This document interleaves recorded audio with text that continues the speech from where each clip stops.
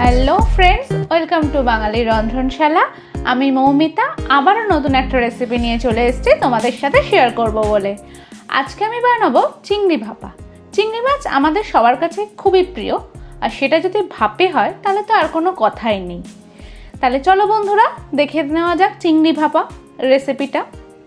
চিংড়ি ভাপা বানানোর জন্য আমি প্রথমে এখানে 7-8 পিস মতন চিংড়ি মাছ নিয়েছি, একটু বড় সাইজের চিংড়ি মাছ নিয়েছি।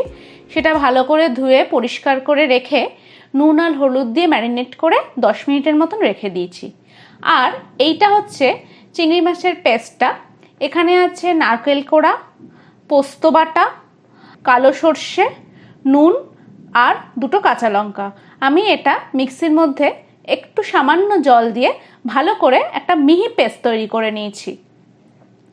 এবারে চিংড়ি মাছগুলোর মধ্যে আমি সেই পেস্টটা ভালো করে ম্যারিনেট করে নেব। দেখতে পাচ্ছ আমি ভালো করে পেস্টটা ভালো করে চিংড়ি মাছের মধ্যে মাখিয়ে নিয়েছি। আমি কিন্তু এখানে কোনো আলাদাভাবে জল অ্যাড করিনি। তোমরা যদি চাও সামান্য জল অ্যাড করতে পারো, কিন্তু জল না অ্যাড করলে এর টেস্টটা বেশি ভালো হয়, তাই আমি এখানে কোনো আলাদাভাবে জল অ্যাড করিনি।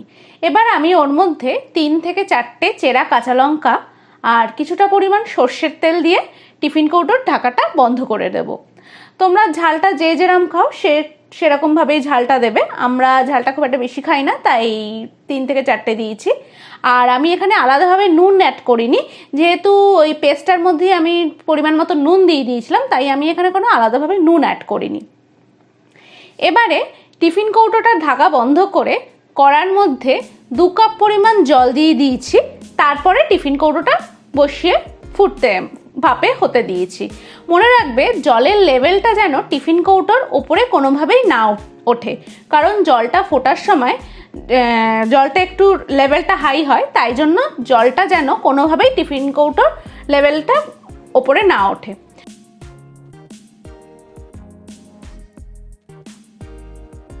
দেখতে পাচ্ছ তৈরি হয়ে গেছে চিংড়ি ভাপা।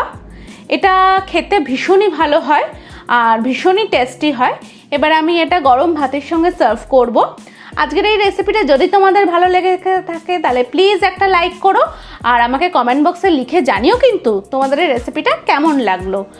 আর যারা এখনও পর্যন্ত আমার চ্যানেলটা সাবস্ক্রাইব করোনি, প্লিজ সাবস্ক্রাইব করো আর পাশে থাকা বেল আইকনটা প্রেস করে দিও, যাতে যখনই আমি কোনো ভিডিও দিই তার ইনস্ট্যান্ট নোটিফিকেশন তোমাদের কাছে পৌঁছে যায়।